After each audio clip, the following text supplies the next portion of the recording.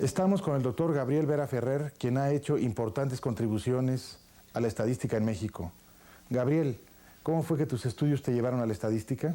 Sin lugar a dudas fue el doctor Nieto de Pascual, que durante muchos años fue mi maestro tanto en la carrera de actuaría como en el Colegio de México cuando estudié la maestría en estadística en esa institución. En el segundo año de la carrera de actuaría, el doctor Nieto de Pascual empezó dándonos estadística que se llamaba descriptiva, que en realidad no lo era tanto, y fue gracias a este carismático profesor que nos interesamos muchos en la estadística. El doctor Nieto de Pascual era un hombre extraordinariamente inteligente, con una inteligencia muy viva, pero además era muy simpático. Entonces, independientemente de su rigor intelectual, de su profesionalismo, siempre llegó con su clase preparada.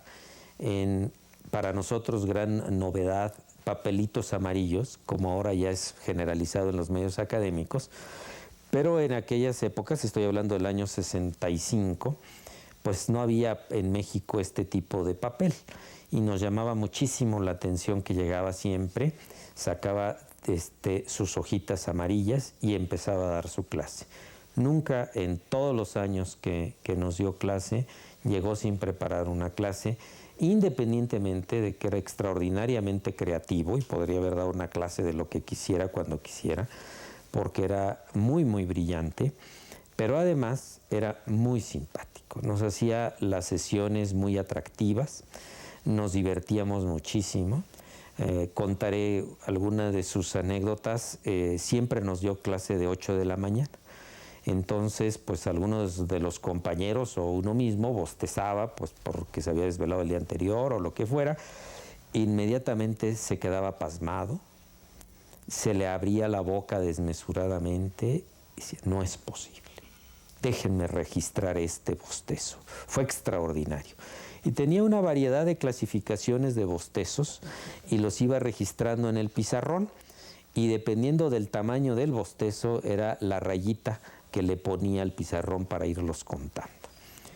Cuando a alguien ya se le pasaba de mano el bostezo, alguna vez nos contó la siguiente historia, que ahí en la Facultad de Ciencias, en Biología, estaba en formol el caso de un muchacho que empezó a bostezar y bostezar y bostezar hasta que se volteó como un calcetín. Y hay de aquel que hubiera agarrado bostezando, porque entonces todas las preguntas se le dirigían, hacía guasas sobre esa situación y bueno, pues era una manera muy atractiva, por otro lado, pues de hacer amena una clase que en algún momento pudiera haber sido tediosa o abstracta.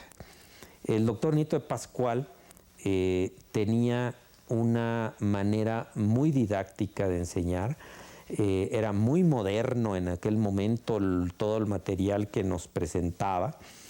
Él era una persona muy accesible, ¿no? Su clase no era cartonada, no era el gran doctor con los chamaquitos que estábamos tratando de aprender algo, sino todo lo contrario.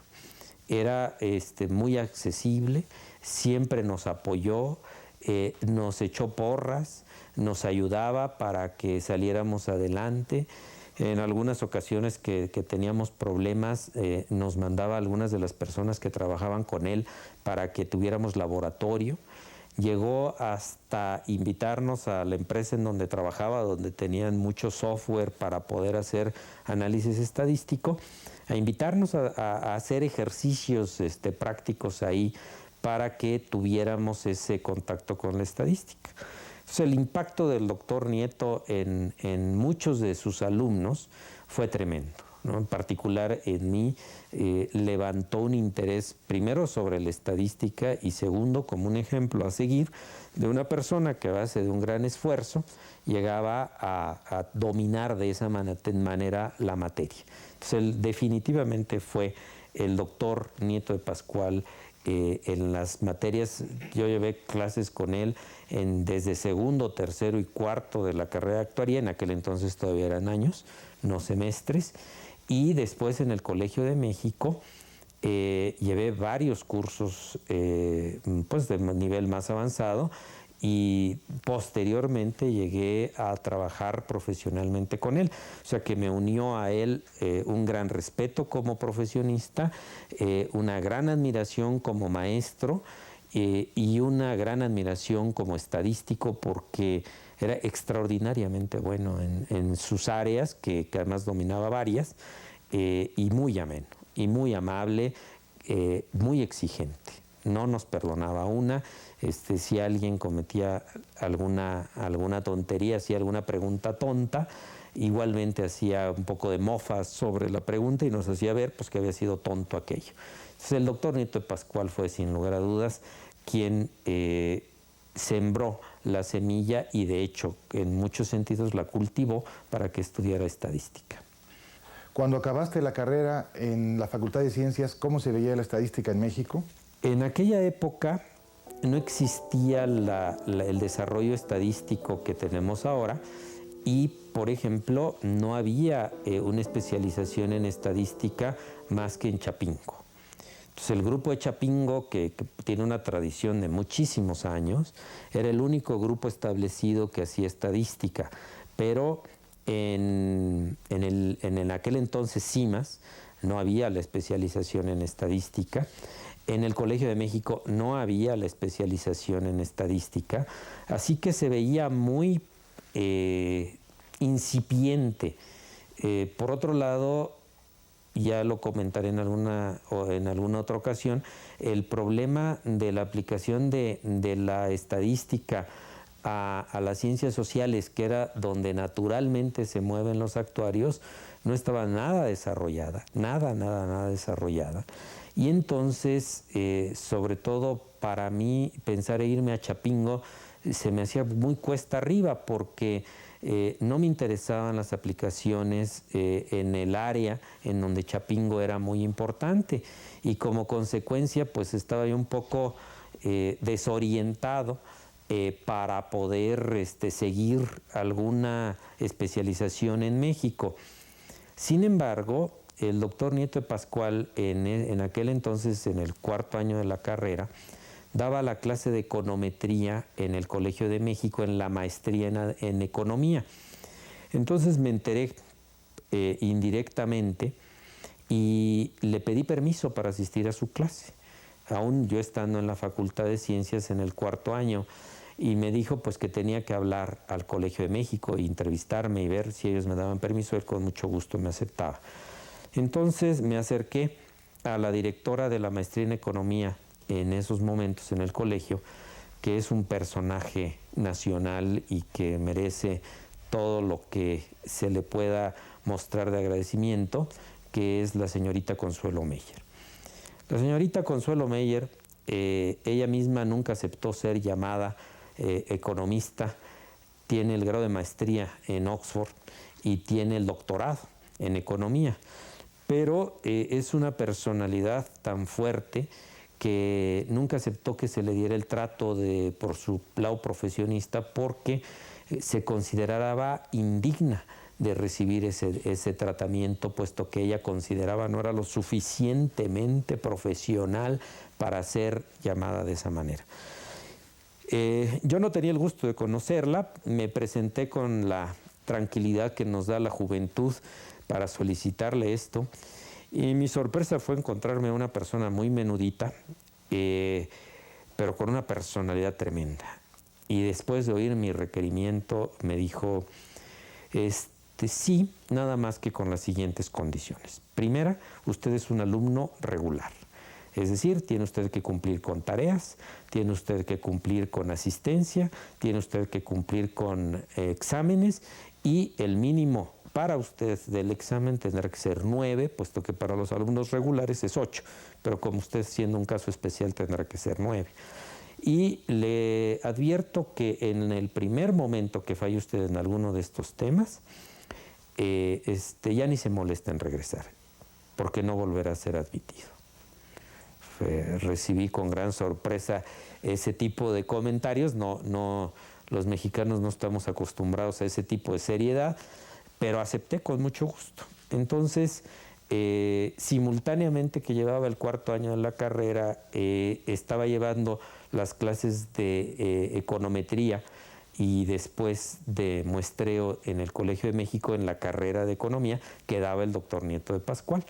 Y ahí fue en donde se dio la transición de una manera muy natural, porque me enteré que el Colegio de México estaba por abrir la maestría en estadística con un enfoque de ciencias sociales, que eran precisamente lo que de una manera más o menos intuitiva, porque no es que tuviera las ideas tan claras, a mí me interesaba. Así que gracias a seguir al doctor Nieto, entré al Colegio de México primero como un alumno especial en las materias de estadística de la maestría en economía, y posteriormente ya seguí la maestría en estadística. ¿Qué trabajos como estadístico desempeñaste entre terminar la carrera y ingresar a la maestría en el Colegio de México, o no fue necesario y te fuiste directamente de la licenciatura a la maestría? No, salvo un poco que di clases en la Facultad de Ciencias, nunca trabajé, pero no solamente hasta ahí, sino hasta el doctorado. Ahí tuve un dilema que creo que vale la pena comentar, porque la decisión que tomé cara al desarrollo profesional demostró que estuve equivocado, y por eso me gustaría comentarlo. Cuando terminaba yo la maestría, pues ya mis intereses seguían en tratar de ir al doctorado. Y el doctor Tomás Garza, que era el director de la maestría, me dijo que él consideraba que no era oportuno que me fuera directamente de la maestría al doctorado, porque era muy conveniente que tuviera alguna experiencia de trabajo fuera de la academia, en la práctica, que me diera cuenta de qué era lo que me pudiera gustar, no gustar, etc. Por ahí hubo otro consejero que me dijo que no tenía mucho caso trabajar, que era mucho más importante irse a estudiar, que ahorita venía encarrilado, que tenía yo muy buenas bases para poder ir al extranjero, y que pues él me invitaba a que mejor me fuera al doctorado. Y le hice caso. Esto tuvo como consecuencia dos cosas. Uno, que llegué a hacer el doctorado muy, muy joven. Tenía yo escasos 22 años.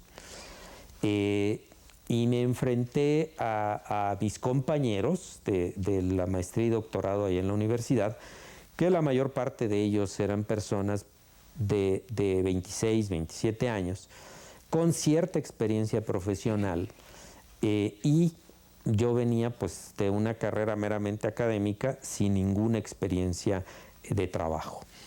Y esto lo quiero comentar porque me parece que es fundamental para aquellos que tengan interés en irse a estudiar un doctorado.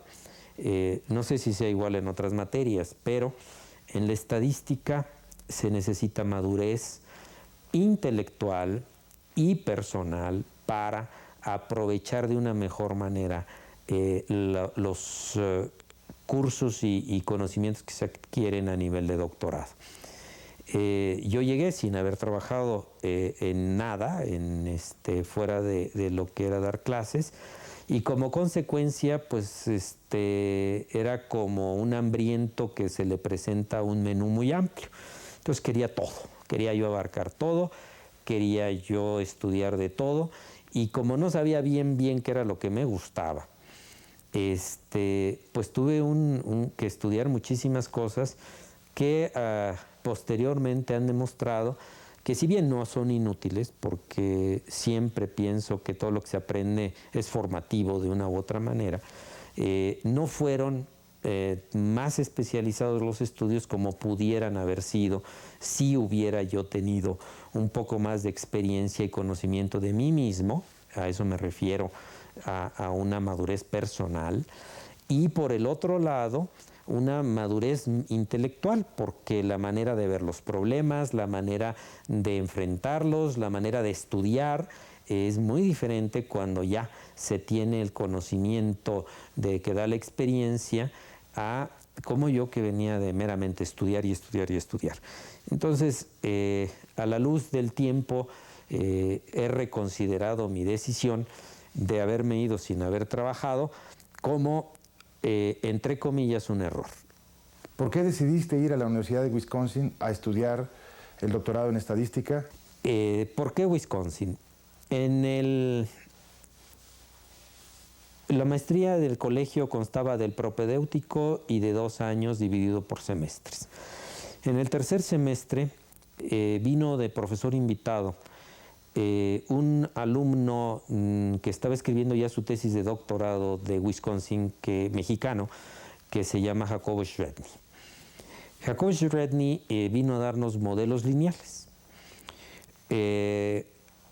Fue un impacto para todos nosotros, los alumnos de la maestría, este profesor, porque, en primer lugar, todo lo que nos estaba enseñando no estaba en los libros todavía.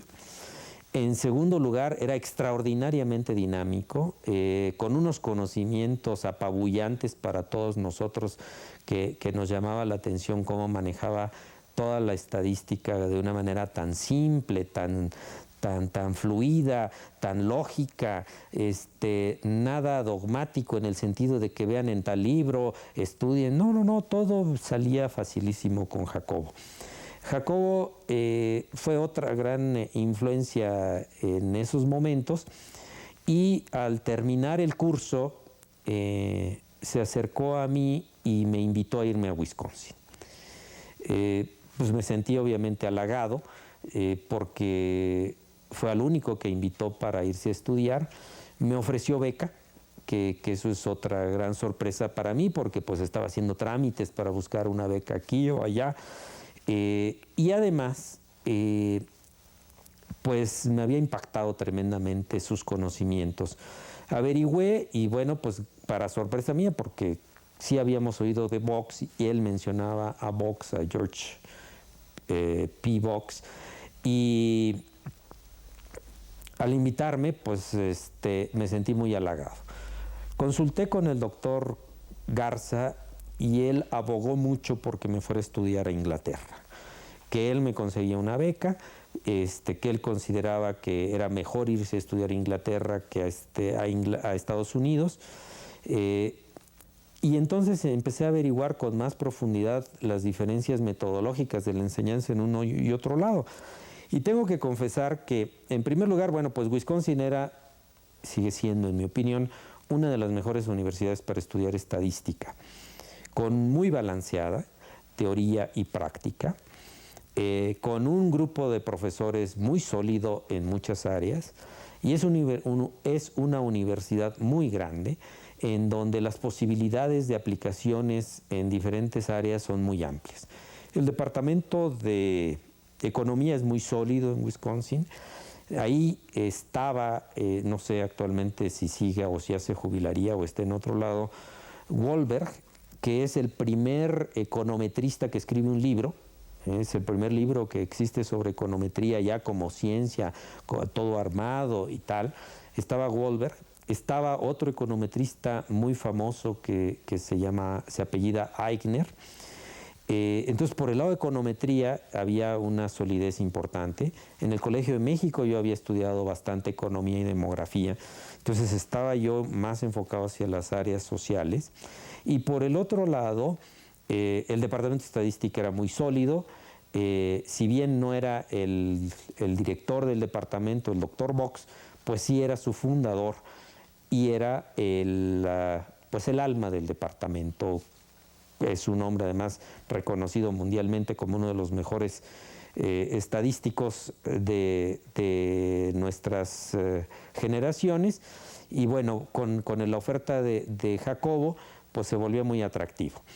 Mi decisión de por qué irme a Wisconsin es porque me consideraba yo suficientemente inmaduro como para enfrentarme solo al sistema inglés de estudiar uno solo. consideraba que para mi formación y mi tradición académica era mejor tener a los maestros encima y tener exámenes y que le tomaran a uno lista cuando empezaba la clase y tener pues la presión que le da a uno el sistema americano, que nunca me imaginé que fuera del tamaño que era la presión, pero decidí irme a Wisconsin por todas esas consideraciones, pero fundamentalmente, uno, era muy buena escuela, dos, tenía un departamento de estadística muy fuerte, un departamento en economía muy fuerte, conocía yo a Jacobo Schredny, que me estaba invitando, conocía yo a Enrique de Alba, que ya estaba allá estudiando, y por lo tanto pues tenía muchas ventajas subjetivas para mí el irme a Wisconsin. Así que esos fueron algunos de los elementos que me llevaron a Wisconsin. ¿Cuál fue la influencia del doctor George Box y de Fisher durante tus estudios?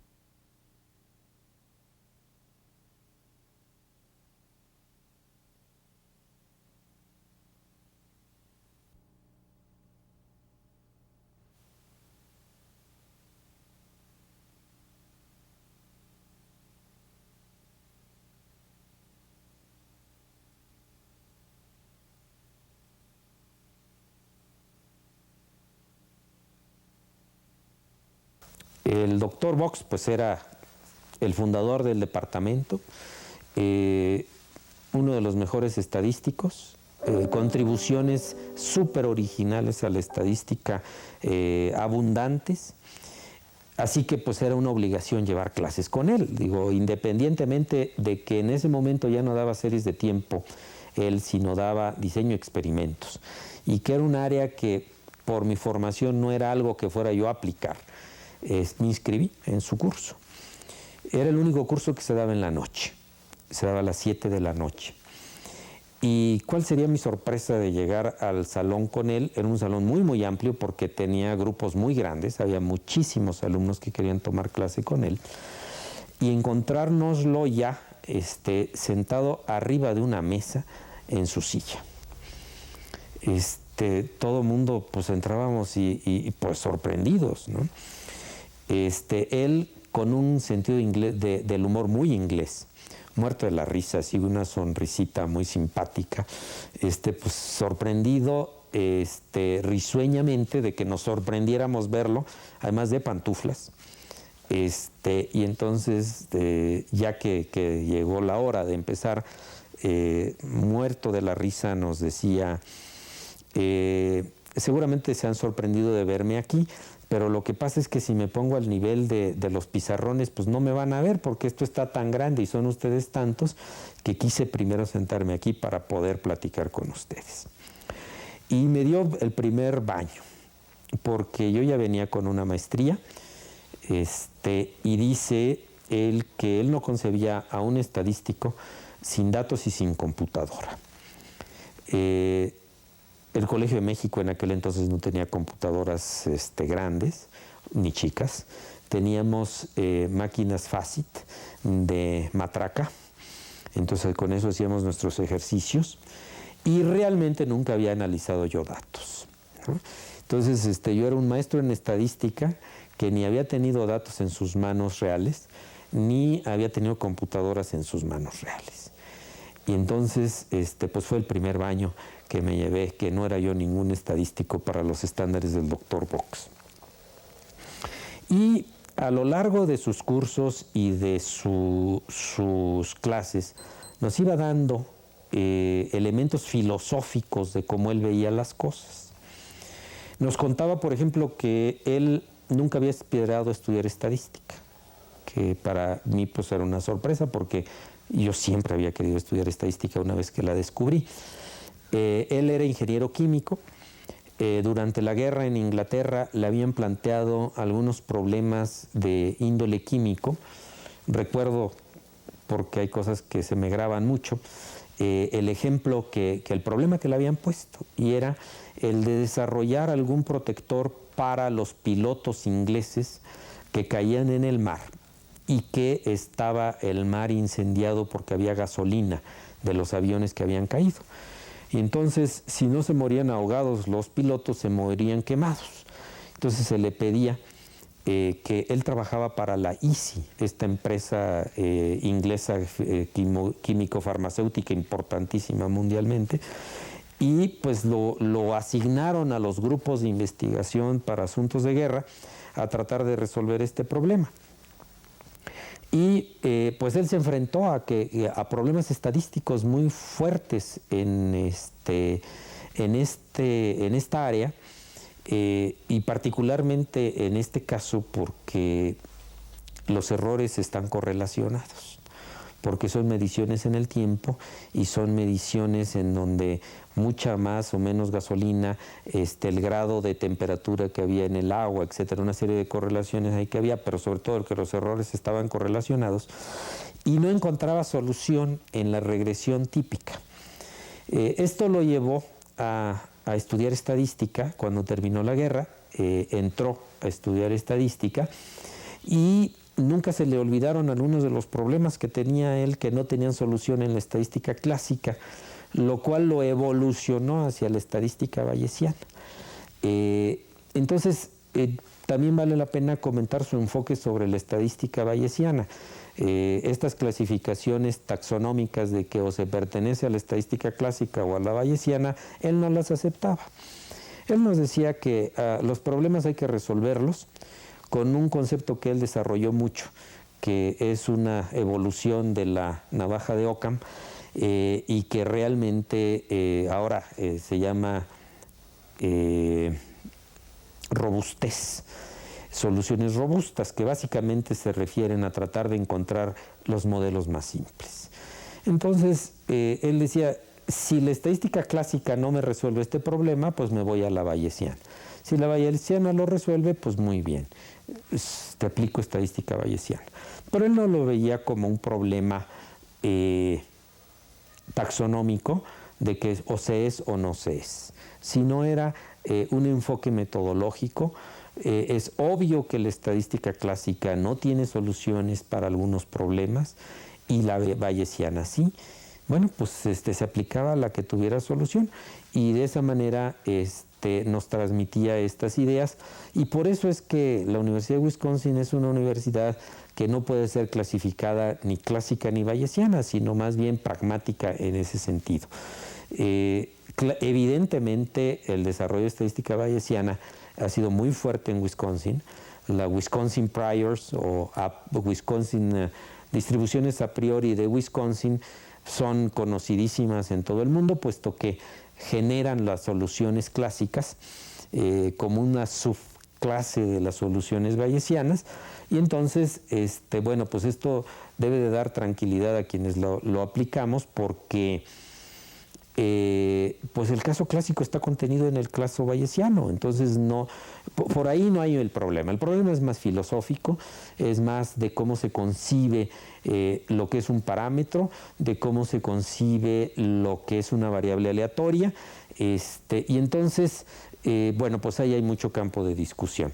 Entonces, el impacto del doctor Box en mí, no tanto en lo profesional, porque haya llevado yo cursos que después me hayan servido mucho, sino porque, bueno, pues toda la parte de series de tiempo sí impactaron mi carrera profesional, en primer lugar, y en segundo lugar, por su filosofía, que era muy clara. Era un hombre muy simpático, contaba chistes, y el primer día de clases tuvo otra cosa que me impactó mucho como para dar clases. Empezó a dar su clase y de repente salió que un resultado que él demostró, su existencia, un teorema que se debe a él, que menos 2 veces la función de máxima verosimilitud de un diseño de experimento se distribuye asintóticamente como una G cuadrada, se le atoró la demostración y no podía.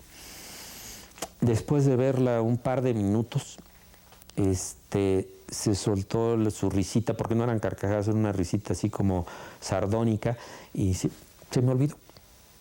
Ya lo veremos en otra sesión, pero créanme que esto es así. Y siguió su clase. La experiencia académica en México es que los alumnos esperan que el maestro sepa absolutamente todo, que sea una enciclopedia, pero además en línea. Es decir, que no se le olvide nada, que sepa todo perfectamente, y hay de él si se le olvida o se equivoca en una demostración porque se lo come en vivo.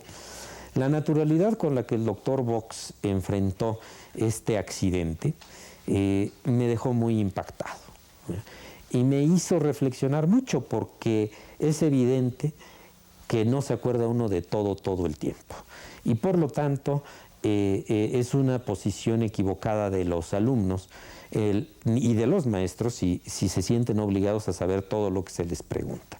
Hay que tener la naturalidad suficiente para decir, fíjate que no me acuerdo, no me sale, se las debo para la próxima, y en sesiones posteriores aclarar por qué es que las cosas son como son, pero no sentirse obligado, porque he visto algunos casos en donde hasta se dicen mentiras, con tal de salir del atolladero frente a los alumnos de que, ay, no sé tal cosa. El doctor Box, el primer día de clases, un resultado que él demostró que así era, se le olvidó cómo era el asunto, y con toda naturalidad dijo, después lo vemos. No pasa nada.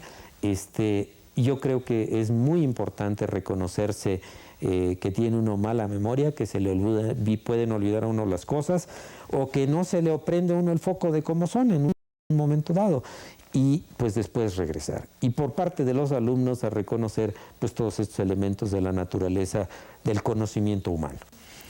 Y ahí viene mi conexión con Fisher, porque en la sala del doctor Box está un retrato muy grande del doctor Fisher. Y entonces, con la rapidez del juicio crítico tonto, dije, qué payaso, ¿no? Digo, está bien que Fisher sea Fisher, pero tenerlo en la sala, es exageración. Después me enteré que lo que pasa es que el doctor Fisher está casado, el doctor Box está casado con la única hija del doctor Fisher. Y entonces, pues es su suegro, y pues ahí lo tenía como parte de las fotografías familiares, ¿no? Entonces, una vez más, evitar el juicio crítico veloz, porque pues se equivoca uno con mucha facilidad. En realidad, como no trabajé en áreas, no he trabajado en áreas de diseño de experimentos, de las áreas que trabajó el doctor Fisher, es poco lo que directamente he estudiado de él. Directamente quiero decir en sus escritos, en sus estudios y tal. Obviamente en la estadística que él desarrolló, pues muchísimo, ¿no? Pero en realidad no tuve una influencia directa o indirecta de Fisher. Tal vez valga la pena aquí contar otra anécdota que me contó el doctor Nieto de Pascual, que como ya él ya descansa en paz, pues a lo mejor no hay quien la cuente si no se sabe. El doctor Nieto de Pascual sí conoció personalmente a Fisher. Me cuenta que en algún congreso que asistió fue Fisher, que ya estaba prácticamente ciego, pero que sin embargo seguía produciendo muchísimo. Y me contó que el gran mérito de Fisher desde el punto de vista estadístico, sus desarrollos estadísticos, era la mentalidad geométrica de Fisher. Fisher tenía una mentalidad geométrica, entonces él veía las cosas geométricamente. Y entonces, por ejemplo, el principio de máxima verosimilitud se ve clarísimo si se piensa geométricamente. Los principios de las propiedades de los estimadores se ven muy claras geométricamente. Si ve uno la definición analítica, es muy complicado tratarlas de absorber abstractamente, pues porque ya están muy depuradas y decantadas matemáticamente. Sin embargo, geométricamente son muy intuitivas. Entonces me platicó que el doctor Fisher, aún estando prácticamente ciego, podía contribuir a la estadística muchísimo, porque platicando geométricamente él decía cómo eran y deberían de ser las cosas. Entonces, registrar que el doctor Nieto de Pascual sí conoció al doctor Fisher en vida, creo que es un dato interesante para la historia, ¿no? Al regresar a México, ¿qué actividades desarrollaste y cuál fue la importancia de la estadística, particularmente la estadística aplicada? Yo quería regresar a la academia. mi gran ilusión era ser un académico para siempre. A mí no me interesaba salir a las aplicaciones o al mundo ni empresarial, ni de gobierno, ni de ningún tipo. A mí me interesaba la investigación y me interesaba la docencia. Sin embargo, cuando regresé después de 4 o 5 años al Colegio de México, ya habían cambiado todas las personas que yo había tratado en aquel entonces. La maestría en estadística desafortunadamente había desaparecido, muy desafortunadamente. Pues al tocar la puerta amablemente me recibieron y me dijeron pues qué bueno que ya estaba de regreso y que buscara trabajo. Con lo cual, pues todos mis planes de academia en el Colegio de México se vinieron para abajo. Intenté en algunas otras instituciones y tampoco encontré eco. Y pues tenía yo que sobrevivir y trabajar, pues aún sin haberlo pensado en problemas reales. Así que empecé a tocar puertas como siempre se hace en México con los amigos. Y topé con quien actualmente está financiando este proyecto, que es el doctor Carlos Basdrich, que en la maestría de Economía del Colegio de México había yo conocido en ese año en que había yo tomado clases con ellos.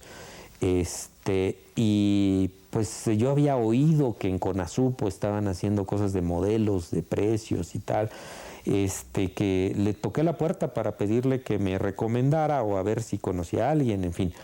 Y Carlos amablemente me invitó a trabajar en la Secretaría de la Presidencia, en la Dirección de Planeación, se tiene un nombre rarísimo y larguísimo, pero en esencia era Planeación Económica, con el licenciado Leopoldo Solís, que es uno de los economistas más importantes en el México actual. Me pareció muy interesante. Carlos, que es una persona muy profesional, primero pidió que diera un seminario de lo que yo hacía. Entonces se me ocurrió hacer un seminario de series de tiempo. En aquel entonces, pues Box-Jenkins era totalmente novedoso. Que yo sepa, fui el primero que trajo la programación para hacer series de tiempo con Box-Jenkins a México. Y claro, pues había yo llevado los cursos allá en Wisconsin. Y pues más o menos dominaba la teoría, de tal manera que pues presenté un paper que había escrito allá en Wisconsin sobre las variaciones estacionales de los precios y producción de algodón, que pues como es una producción muy estacional, entonces los precios tienen ciclos pero contrarios a la producción y era muy importante poderlos predecir. Entonces Carlos Basdrich y toda la gente que estaba ahí en esta dirección general asistieron a la presentación, les gustó y me quedé a trabajar ahí. La primera trabajo que me encargaron, curiosamente, no fue sobre series de tiempo, sino fue sobre distribución del ingreso. Existía la encuesta de ingreso-gasto del Banco de México de 1968, pero que no había sido explotable. La había dirigido el licenciado Solís cuando estaba ahí en el Banco de México, le había pasado el Banco de México aquí a Presidencia, y no había podido procesarse porque se les había complicado mucho la parte de ponderación de la encuesta. Era una encuesta nacional de 5.608 familias. Es un número que nunca se me olvidará porque lo teníamos que trabajar día y noche porque era la manera de verificarla. Me pidió el licenciado Solís, que me hiciera cargo de la explotación de esa encuesta con fines de planeación, pero planeación en salud, planeación en agrícola, planeación en consumo, todo lo que se deriva de una encuesta de ese tamaño de ingreso-gasto. Yo en mi vida había trabajado con una encuesta y menos prácticamente, y empezamos a trabajar. Entonces el problema era que se habían perdido los ponderadores y había que reponderar investigando el diseño muestral que no estaba escrito. sino estaba implícito en programas de proceso y en programas de selección de la muestra, etcétera, ¿no? Así que tuve que empezar a hacer lo que después he oído que se llama estadística arqueológica, o sea que de los residuos que se encuentran tratar de reconstruir algo. Y ahí pues me apoyé mucho de otro muy buen estadístico que había conocido también a través del doctor Nieto, su brazo derecho, que era Sergio Vargas.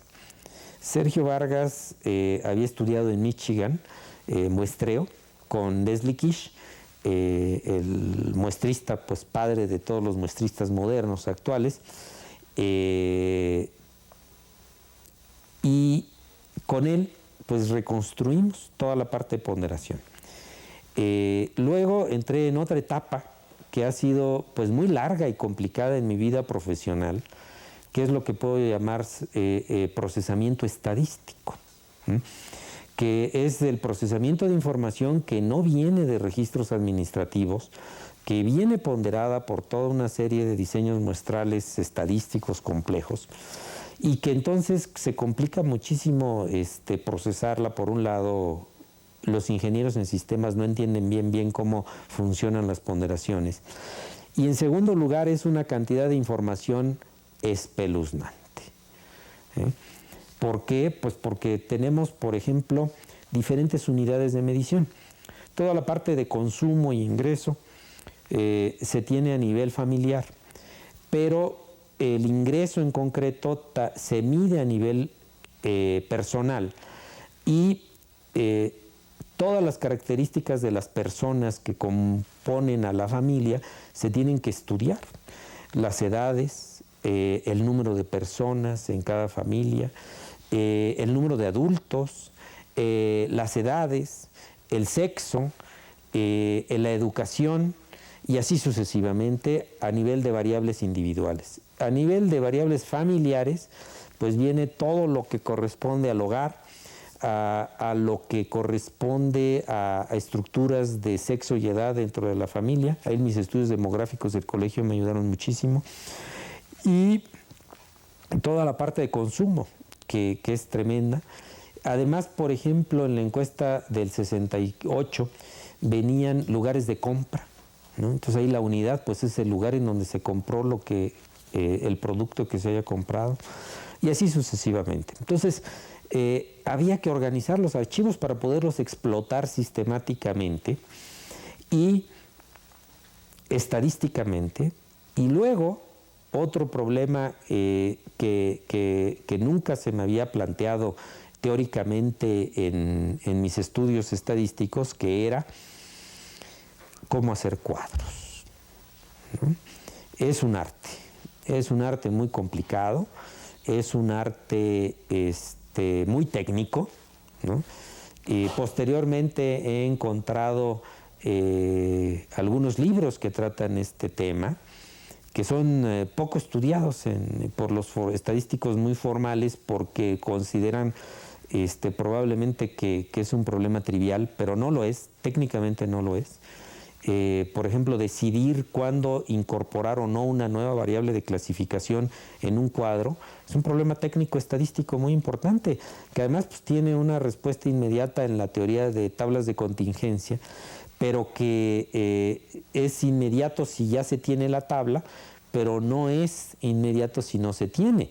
Y entonces hay que analizar si se debe de incluir o no, y cómo incluirlo, etcétera, ¿no? Todo esto conlleva un gran trabajo, muchísimo esfuerzo, y además, pues, una vez más, mi inexperiencia profesional en el trabajo, ¿no? Pues nunca había hecho yo un cuadro, era novedosísimo y muy importante, pues, ir estudiando para resolver estos problemas. Finalmente, este trabajo se concluyó en 6 volúmenes de explotación de esa encuesta, algunos metodológicos, algunos de resultados, y muchas aplicaciones prácticas. Por ejemplo, las estimaciones de elasticidad consumo por producto, que pues, esta información, todo esto se publicó en el año 76. Al día de hoy no ha habido quien rehaga todo ese trabajo. He recibido llamadas de personas que saben que fui el que hizo aquello para pedirme que lo vuelva a retomar, porque pues en tantos años han cambiado muchas cosas y son instrumentos de planeación muy importantes. Sin embargo, pues no se han atacado. Y no se han atacado por dos razones, en mi opinión. Uno, porque el acceso a las encuestas de ingreso-gasto es complicado. Dos, porque el manejo de las encuestas de ingreso-gasto es muy complicado. Y tres, porque es muchísimo trabajo. Y técnicamente hay que trabajar muchísimo. Entonces, esta experiencia vale la pena aquí también porque al terminar este trabajo hice una promesa que muy pronto rompí, que fue que nunca más volvería a analizar encuestas de ingreso-gasto porque esto representaba un esfuerzo tremendo. ¿Y cuál sería mi sorpresa? Que al terminar el sexenio y salir de la Secretaría de la Presidencia, mi siguiente trabajo fue analizar una encuesta de ingreso-gasto. Así que muy pronto me tragué mis palabras. Pero este proyecto marcó mi vida. Marcó mi vida muy fuerte porque estudié la distribución del ingreso prácticamente a fondo. Me di cuenta de que México es un país tremendamente injusto, con una distribución del ingreso terriblemente concentrada, y que no solamente eso, sino que se ha ido empeorando. Que la distribución del ingreso es indispensable para entender muchísimos fenómenos. Los fenómenos del consumo, por ejemplo, solamente se entienden si consumo familiar, si se entiende cómo está distribuido el ingreso. Los fenómenos de comercialización solamente se entienden si se entiende la distribución del ingreso. La educación y la distribución del ingreso es un área en la que he escrito varios artículos. La distribución del ingreso y el tamaño de familia es otra área en donde he trabajado mucho. Los subsidios y la distribución del ingreso, que además es un tema actual, muy discutido y discutible. Y así sucesivamente, ¿no? Yo calculo que cada año, cada 2 años saco un par de artículos sobre este tema en diferentes vertientes, porque es tan rica que es imposible atacarlo. Normalmente es a través de tesis de muchachos que se acercan a mí, que quieren que los asesore, y entonces como tengo casi todas las encuestas de ingreso-gasto, entonces pues los invito a trabajar sobre el tema, y pues temas de investigación en esa área hay todos, ¿no? Hay material para hacer miles de trabajos ahí. No se lo puede uno acabar. Es, por ejemplo, uno de los temas en donde con cierta frecuencia reflexiono de que me gustaría estar en la academia para poderle dedicar más tiempo, pero es imposible acabarse un tema como ese. Sin embargo, sí es posible especializarse mucho. Entonces, marcó mi vida, tanto porque pues me consultan. Hay muchas personas que saben que de hecho yo procesé y analicé las encuestas de 68, de 75, aunque se oculte. Es una encuesta condenada y que no se menciona mucho. Yo la tengo y la analicé. La de 77 también la procesé y la analicé, y he hecho trabajos sobre la de 84, 89, 92, y estoy terminando ahorita uno sobre la de 94. Ya viene la de 96, así que en cuanto esté, pues empezaremos a imaginar algunas aplicaciones que será conveniente y que son fundamentales, en mi opinión, puesto que de 94 a 96 el país tuvo un cambio radical. Y entonces, bueno, pues vamos a tener una manera de hacer algún tipo de investigación controlada, desafortunadamente con controles muy patéticos para la población, que fue la terrible devaluación del 94. Entonces, se espera con mucha ansia para poder medir pues los efectos de la crisis a nivel de distribución del ingreso, con todo lo que esto conlleva. Entonces, es un tema apasionante, es un tema que sin quererlo, como muchas cosas que me han pasado en la vida, me especialicé en ella, y pues lo hemos trabajado mucho, mucho, mucho.